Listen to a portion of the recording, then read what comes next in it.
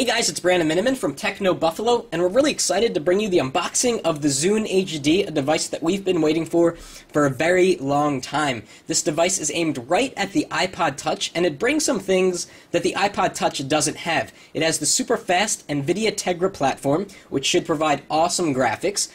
It also has HD radio support, which pretty much no mobile devices out there has right now. It also has an OLED screen, which should mean better power consumption, and a really crisp display. The blacks are super black on an OLED screen, and colors really pop. It also can do 720p output in terms of video, so if you have movies on the Zune HD, you can take it to your friend's house, plug it in to a flat panel with an HDMI cable, and watch a video in true high definition. So let's get to the unboxing.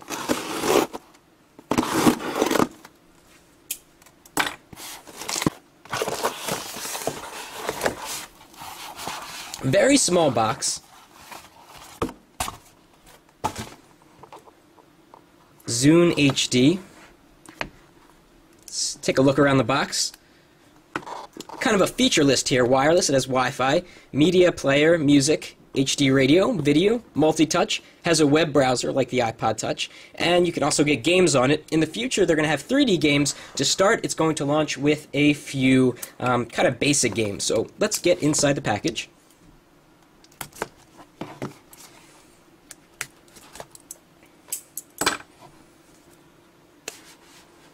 Wow, gorgeous display on the front here. We're going to put the device to the side for a second. See what else we get in the box. Zune everywhere. Let's kind of dump these things out. And this probably talks about the Zune Pass and using the Zune software. We'll get into that later, of course. 14 days of free music. You can try the Zune Pass for free for 14 days. Very nice. Download as much music as you like. It looks like we have some connectors in here. USB on the right and headphones on the left. Let's see if we can take this out.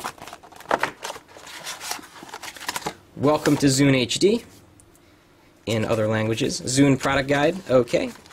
And we've got the USB cable. Headphones with a variety of colors.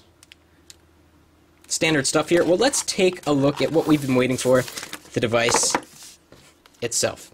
Okay, so here we have the device. We have some notes on the front here. Download the latest software to your PC from zune.net/setup. The devices don't come with software, which is a very interesting move, something we haven't seen yet. It probably saves Microsoft a little bit of production time on each device and thus lowers the cost, which, you know, I really don't mind. I'm going to plug it in anyway to my computer, so if it's an extra 2 minutes on my end to put on the software, it's not a big deal. And it says, charge your Zune using the supplied cable for at least 30 minutes before use. Got it. Let's take out the device. Wow, this device is very small, very light in hand. Gorgeous. 3.3-inch display. Let's see what the back looks like. Wow, look at that brushed metal with the screw look. Very industrial looking. Gorgeous design. Fits very nicely in hand. The edges are super slim like the iPod Touch. Doesn't feel thick at all. It's very small, feels like a media player, feels like it could be a cell phone, too bad it's not. And we've got one button in the front here. Let's do some size comparisons. Okay, so here's the Zune HD next to the iPod Touch, third generation, probably its closest competitor. The iPod Touch has a 3.5-inch screen. The Zune HD has a 3.3-inch screen. They have different resolutions. On the Zune HD, it's 480 down and 272 across, whereas on the iPod Touch, it's a little bit higher. 480 down, that is, and 320 across. I did the calculations, and the pixel density on the Zune HD is actually slightly higher by just 2 ppi, which really doesn't make a difference at the end of the day. Let's see how they look in terms of thickness. The iPod Touch definitely feels thinner, though I wouldn't be surprised if the dimensions from the very edge of the iPod Touch to the top is the same as on the Zune HD. It's just a matter of how they make the sides. I have to say that the iPod Touch feels higher quality in hand, probably because more metal has been used on the device than on the Zune HD. Let's see how it looks next to the Samsung Omnia 2, the only other device that I can think of that's available to the mass market that has the OLED screen. And let's take a look at it next to the HTC Touch Diamond 2. A lot of people said that HTC would be making the Zune HD because they look so similar, but looking at them closer up and not in pictures, they're really not that similar. So we can kind of debunk that myth that they are based off one another. And something I just noticed kind of funny. Here it says, "Hello from Seattle." Of course, Microsoft is based out of that area. Here's the power button on the top. Let's see what happens.